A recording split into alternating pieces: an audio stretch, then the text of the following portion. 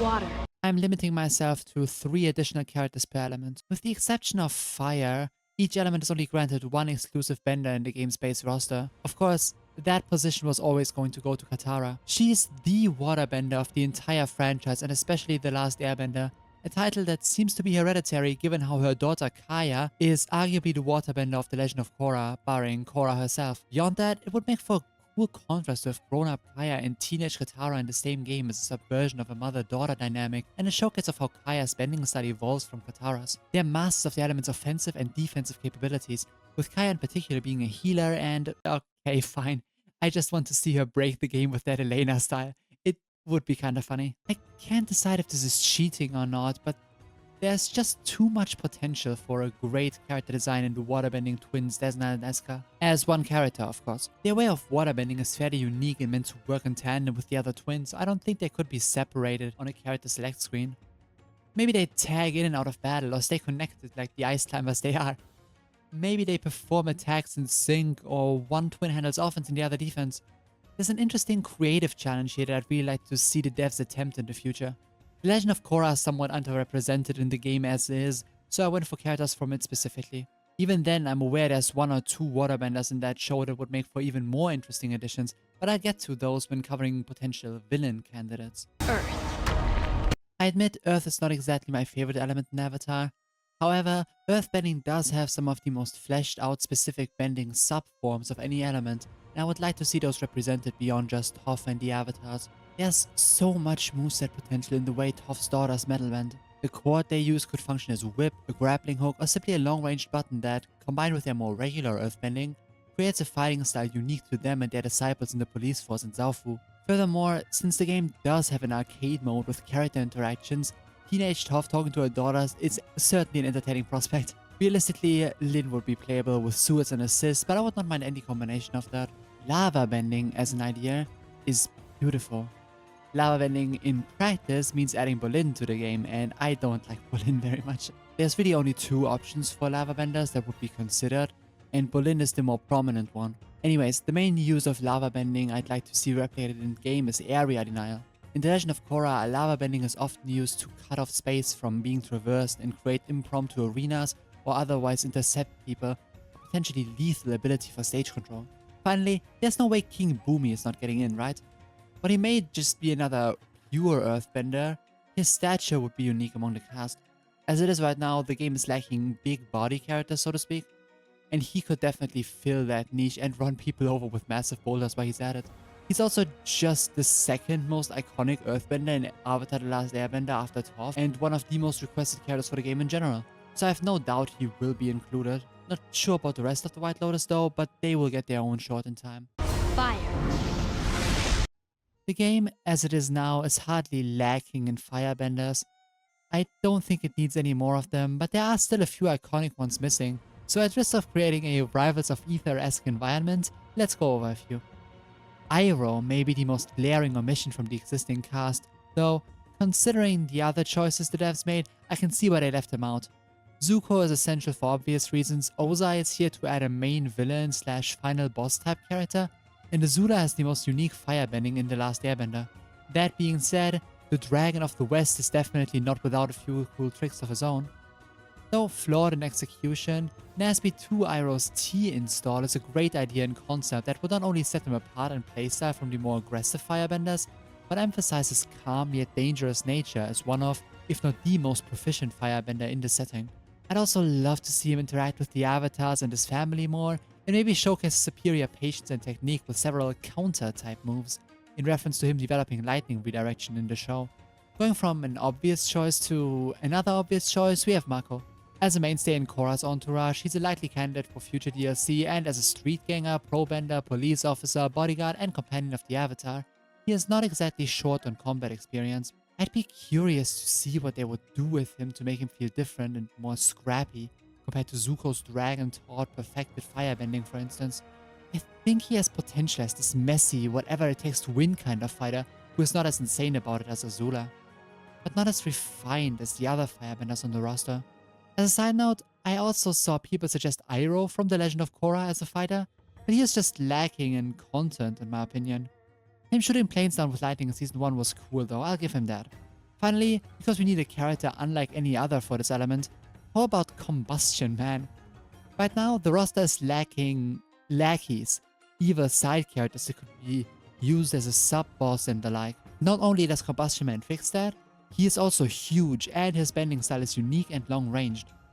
A heavy zoner is rare in general and would help him stand out not just among the other Firebenders, but the entire cast. Fire truly is the most represented element in the franchise. Even after covering these guys, I can think of at least 3 more I could talk about, and I will, once I get to the villains and the Lotus orders. Allow me to start this one by appreciating just how genius the addition of Zahir to the base roster truly is. The game needed another villain, a pure airbender, and another character from the Legend of Korra, especially since there are no pure airbenders left in The Last Airbender. Zahir solves all of these problems at once by design. That being said, his character and fighting style are also informed by his past as a lethal non-bender and the mastermind behind the Red Lotus before he gained the ability to airbend. As such, he is not a perfect representation of the art as it was or as it is, and especially not where it's going. I'd like to see one character to represent each of those 3 states if possible. I'm not sure if adding a character as a support deconfirms their potential inclusion as a full fighter. Assuming it does, that means no Gyatso. A shame to be sure, but I'd like to make the case that we don't actually need him to represent the past glory of the air nomads and their elements. Tenzin, as a character, carries the torch and the burden of the air nomads and their destruction. As Aang's airbending child, he is as close to a traditional air nomad as is possible and tries his best to pass on their ways, until he is forced to realize that he lives in a different world that will require a new approach for his kind. He accepts that reality, but he can't really live it. Tenzin embodies what being an airbender used to mean as well as he can, and if we can't get Gyatso, I think he could make do quite nicely.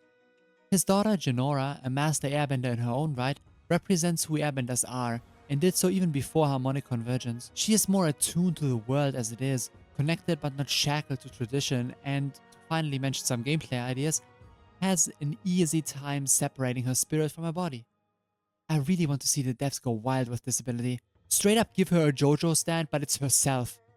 Or, more realistically, make her a stance character who can meditate to swap between her body and her spirit battling the opponent. Maybe even a more dynamic version like Kenshi in MK1. Not that I ever played that game, but I think he has something similar. I made clear in my first shot who I want to represent the Airbender's future in this game. But this script is getting too long, so I'll give him his own shot.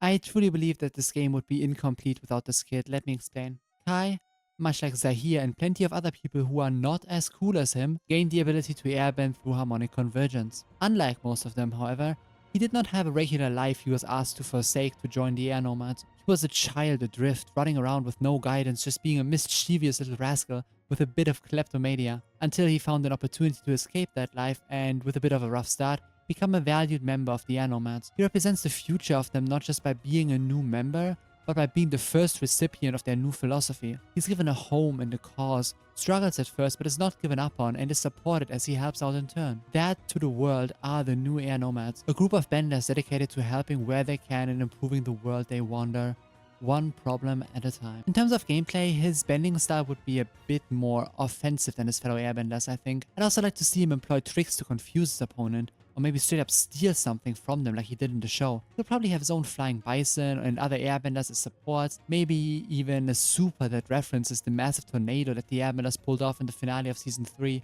although that would fit for Jinora as well. Alright, it's time to complain. My second favorite fighting game character of all time in terms of gameplay and my favorite representation of airbending in all of fighting games is Swiftmaster from DNF Duel. He has the speed, the combos, the projectiles, he can pull people in and knock them back, has special unique movement options and enough tornadoes for the next 3 Twister sequels. Unfortunately for me, he's stuck in DNF Duel, a dead Discord fighter I'm not even good at playing. So before sitting down to write this, I just wanted kinda games I could pay someone to mod Swiftmaster over him. However, now that I've seriously considered the idea of him being in the game, I think I'd made him for his own sake. The Swiftmaster association I built in my mind and air being my favorite element in the franchise definitely carried him some of the way there, but I genuinely want him the most out of anyone they could possibly add. The existence of non-benders, in my opinion, is one of the most important aspects of Avatar's world building. Having to contend with and, on occasion, fight people who spawn into this plane of existence with the innate ability to cast Fireball truly breeds innovation. In Avatar Legends, they are represented by Sokka, who does a good job but cannot cover every aspect of them on his own. To help him out with it, here are 3 or 4 characters who showcase different ways of surviving this world. Suki, proud Kyoshi warrior and Sokka's girlfriend, is already in the game as support for Sokka, as well as aiding him in his now infamous girlfriend install super. As mentioned previously, I don't know if that disqualifies her from becoming a full-fledged fighter in the future, but I hope it doesn't, so we can see her interact with the rest of the gang and her culture's idol avatar Kyoshi. Also, her more disciplined fighting style would make for a great contrast to Sokka's more humorous moves. If not superior combat ability, how about outright denying the opponent access to their most powerful tools? Ty Lee would already be an interesting character to add due to her connection with Azula in particular, but her chi blocking technique elevates her to a potential game breaker on its own. Maybe it would temporarily disable special moves or take away elemental effects on all attacks. It could be a super or just a regular special move. However it's implemented, it would likely be critical to Ty Lee's game plan and a potent threat to anyone seeking to just spam fireballs that, regardless of the frustration it would likely cause,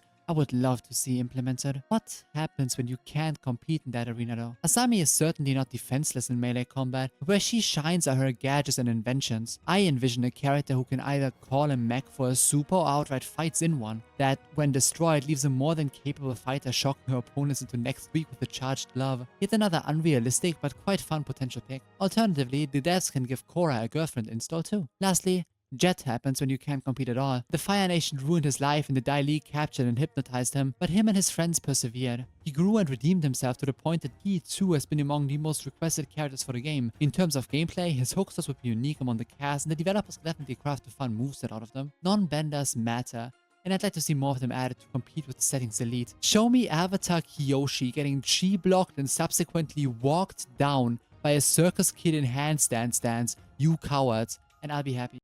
Who isn't missing from Avatar Legends? Mine are the last Airbender villains. In contrast to what I've been doing for the rest of the short series, here I want to talk about 3 characters who I think don't deserve a place in this game. Realistically, given the base roster of 12 fighters with at most 6 more on the way in the first year, most of the characters I've covered are not making it, but the following few would, in my opinion, be a waste of a slot. Starting with the one I like less, we have Admiral Zhao. As the main villain of the first season of The Last Airbender and one of the strongest firebenders in that show, he would probably deserve a spot. Were it not for the fact that virtually every other firebender in the show is either more important or more interesting than him. The entire royal family of the Fire Nation is comprised of stronger benders with more appealing villain personalities or compelling redemption arcs, and even his master Zhong has more impressive firebending feats than him. I've previously stated that I'd take Combustion Man over him because his way of bending is more unique, and at that point we are already at 6 other firebenders, 3 of which are already confirmed. Those guys plus the 3 avatars leave no room for the man, he should not get in. Tama's story and interactions with Katara are extremely compelling. She's a tragic, war-hardened soul who turned to the most extreme methods possible to survive and attempts to corrupt people to her ways. As the inventor of bloodbending, the power she could potentially hold over this game is immense. Unfortunately for her, however, she's competing in that role with the person who took her vile art to the extreme, who's also a corrupter and a more compelling villain with more screen time and a larger plot revolving around him. Of all the villain characters I've seen people request, Amon has been asked for the most, and as a bloodbender, he took things a step further and would do so in gameplay as well. I will get into him another time though. The Legend of Korra Villains. I am very happy to report that I've not run out of groups of 3 yet. Avatar Legends roster could always use more villains, so let's talk about Korra's main antagonists and which of them would or wouldn't make good playable fighters. Of the 3, Amon is by far the most iconic villain of the series, as well as the most requested one. He's a master manipulator, successfully anticipating his opponent's moves and goading them into attacks he can exploit. Even when pretending to have no bending, he's a competent fighter and leader, but of course, the main attraction here is his more advanced bloodbending. Amon can straight up take away someone's bending ability, and if Ty Lee's chi blocking would already be a lot to ask of this game, this may just break it outright. Bloodbending in general seems like an inherently frustrating mechanic to put into a fighting game as well, so I have no idea how a faithful recreation of Amon would even work for this game. That all being said, I think he's cool enough to give it a shot anyway. I won't spend much time on Unalaq. I don't like him, nor do I find his bending style all that interesting. His kids would make for way more engaging fighters that, if he were to be added in their stead, would probably be relegated to support slots. Maybe they could add Dark Avatar Unalaq as an arcade boss, but I don't really care for him in the main game. Kuvira would not be my first choice of metal bender, but she's not a bad one either. I've seen her fighting style be described as earthbending like a firebender would, and given her villainous disposition and status as the leader of the Earth Empire, That does fit her and would make her play differently from any other Earthbender. Her style is that of a soldier, disciplined yet impressive when she's basically showing off beating a weakened avatar. Finally, just give her the nuclear weapon super. Just do it. Have her order a strike on her opponent for a crisp 40% raw. Why not? Ah yes, the White Lotus, or as I like to call them, Avatar The Last Airbender's premier aura farmers. Realistically, if you want one of them in the game, it's because of some insane bending feat they pulled off in the show, and who could blame you? I already went over Iroh and Boomy, so let's talk about the other three and why, weirdly enough, none of them may become playable. Haku is not just my least favorite, he's also maybe the least likely candidate for a slot on the roster, since, in a masterstroke of feminist game design, he's been reduced to a support for Katara. 10 out of 10, no notes. I've seen people ask for Zhong and have used his superior bending ability to justify blocking Zhao from being added, but I also stand by my assessment of the game not needing any more Firebenders. To his credit, he would be a fairly different and very visually impressive Firebender, but bending feats alone can only get you so far when you're trying to get into a game with 3 avatars. Not that he doesn't have an interesting story, but given that Iroh isn't even here yet, it still wouldn't make him the next Firebender to add to the game that does not need any more of them. Besides, he is somewhat of a pacifist, and while making him a fighter and simultaneously avoiding him actually fighting would be a fun design challenge, he's hardly worth the effort. My personal favorite of the 3, and the most unique character among them, has got to be the Swordmaster Piandao. His pupil is already in the game, but he's the funny character, so not much of his master's more serious style makes it in with him. There isn't really any other disciplined weapon-wielding non-bender they could add, given Suki's presence in the game and Jet being Jet. Adding a fighter so skilled at his craft that the Benders acknowledge him as in a league with them and on their level is an amazing idea. Given that every White Lotus member is in some ways a mentor figure, having one of them run around schooling the strongest Benders in the verse with nothing but a sword would be a lesson to all players and characters. I had this written out before I watched Sokka's gameplay trailer and realized he's also a support already. This whole thing is making me dislike a game mechanic I haven't even gotten to engage with yet. Here's hoping they don't reveal the rest of the Red Lotus to be Zahir's support. It's too warm for an intro, let's talk about the Red Lotus. Unlike the White Lotus, who are completely absent from the game's base roster, Zahir made it in as the game's sole representation of both his order and a pure airbender. I discussed him before though, so let's go over the other 3 goobers in order from least to most interesting. Healy, the Combustion Woman and Zahir's partner, is up first for 2 reasons. For one, we do not need more Firebenders. The base roster already has 3 plus the avatars, and even then she's not first in line. For 2, she's directly competing for a slot with Combustion Man. Between the 2, she's the more interesting character, possessing things such as actual dialogue and connections to other characters. However, not having anything like that arguably makes Combustion Man a more effective side villain. The 2 are pretty even in my mind, but I think the developers would go with the character who came first and is from the higher rated show, especially since they share pretty much the same ability. Up next is Gazan, the resident scale setter of the group. It's his job to use lava bending to block off areas and look cool doing it, before getting absolutely dog-walked by any competent fighter and only ever winning against idiots or healers. Not sure why I said all that, I like the guy. His bending is impressive, as is fitting of a Lotus member. Even the Red Lotus only exists to aura farm and show off crazy bending feats. There's definitely moveset potential with his glaive shuriken thing he keeps making, and the stage control potential of lava bending. But that's all the credit I can give to John Lava Bender over here. The Red Lotus rarely get the chance to be more than Zahir's backup, but they are potent threats in their own right, worth representing for the spectacle of turning any mountain into a volcano alone. Ming Hua is goated. I didn't realize until rewatching the Red Lotus fight scenes, but she might be the most aggressive waterbender we have seen in the series, barring Scorned ex-Eska. Every Lotus member is characterized by their mastery over an element or specific fighting style. Ming Hua has taken the waterbending technique to surround one's limbs with water to the extreme, replacing her arms with water outright.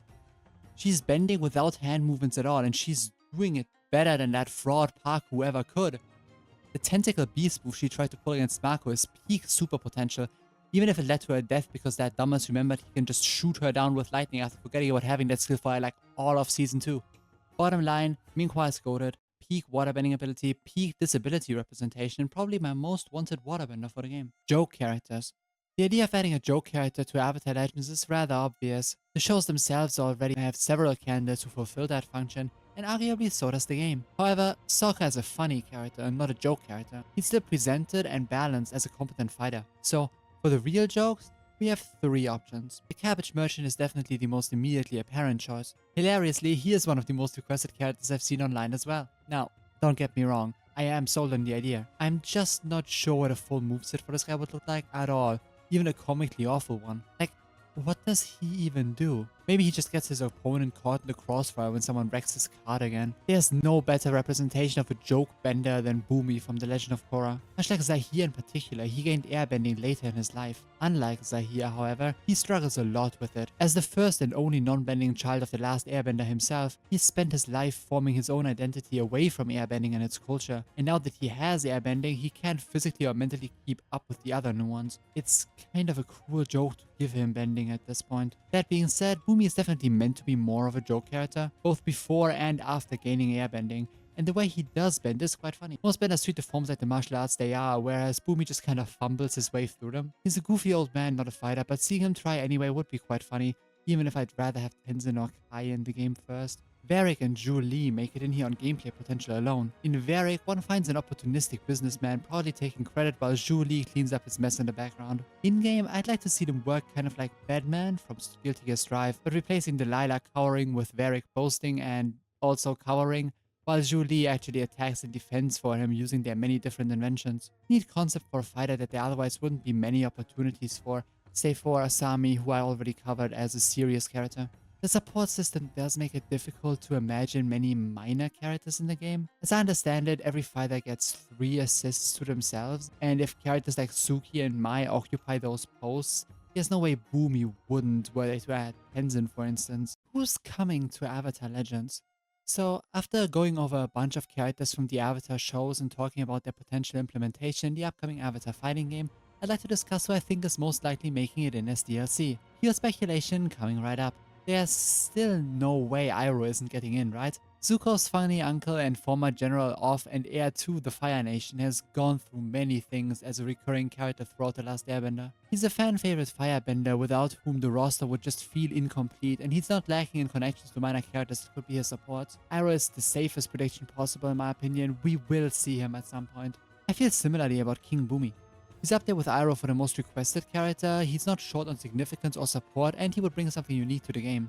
Very easy pick as well. For the third pick, I'd say Ty Lee's omission from Azula's support cast at least makes her a possible candidate, and between her sisters, her Fire Nation allegiance, and later association with the Kyoshi warriors, means there are support options for her. Not to mention, if we are talking fan favorites and safe choices, it does not get much better than this. Finally, I'm thinking there's gonna be one more Legend of Korra rap, and it will be either a supporting character, or, which I think is more likely, Aman. He is the series' most iconic villain with the potential for one of the most disrespectful movesets of all time. I have no doubt he isn't at least on the devs' radar. This leaves us with a new character for every element except air, which of course brings me to Kai. Not saying he's a likely addition, just that I'd like him to be and that I will vote for him. And yes, in case some people are unaware, anyone who pre-ordered the game gets a vote on who the final Year 1 DLC character should be. So feel free to pre-order the game on Steam so you can vote for Kai. I mean, so you can make your voice heard on who you want in.